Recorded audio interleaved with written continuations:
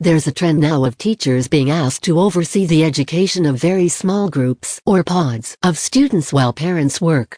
This may be a good solution for teachers who have been let go due to district budget cuts or who are too medically fragile to return to the classroom. It may also be an answer for families with a medically fragile member or family who are trying to minimize their contact with COVID-19. However, these solutions can create their own sets of issues. There are quite a few things that school systems and other formal modes of education take care of and are allowed for by national, state, and local government. Teachers and families who move outside this realm can quickly find themselves in legal trouble. Here are some things to be aware of as you move forward. The many types of education. Right off the bat, we need to clarify some terms. First, homeschooling is when parents or guardians choose to teach their children from home. Although remote schooling or virtual schooling is done from home, it is not homeschooling. The reason it's important to know the difference is state law. In addition, they are funded two different ways. Virtual and remote learning are methods being used by government-funded entities and are paid for with government funds. Because of this, the government gets to say what curriculum is used, how it is taught, and who teaches it. Private schools are privately funded and have their own sets of rules and laws in place. Charter schools are publicly funded, hold to the same non-discrimination laws, and are usually responsible for administering state testing. They do not charge for attendance and can make many of their own rules. They adhere to a different set of standards than a public school. Other variations change state by state. Public schools are fully funded by the government and are overseen by the government. This idea that families with their own self-made pods of children can just hire a teacher and do what they want may seem simple in the beginning. However, the idea can easily start to blur lines and create havoc for all types of schooling. Need to know.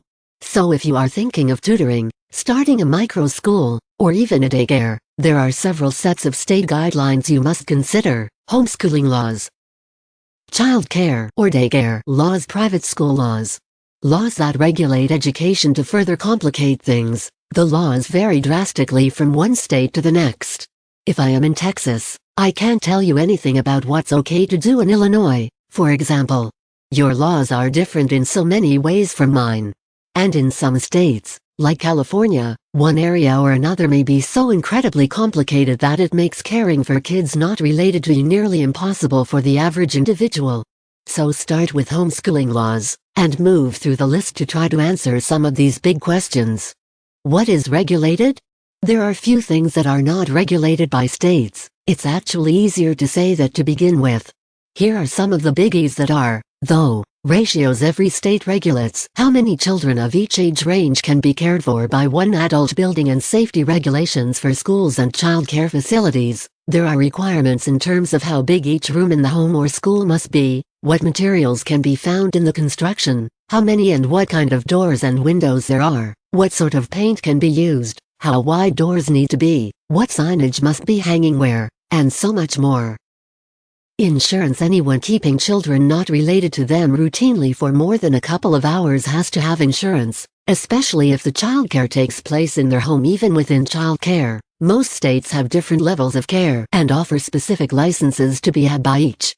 The state has to be able to inspect the home or facility often and will require changes according to regulations.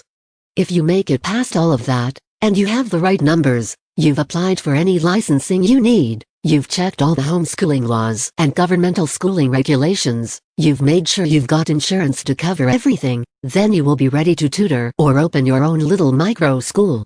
To do that, there are some very specific things you may not be legally required to have, but which you, as a business person working for yourself, will need. And that information will be in our next article about private tutoring businesses.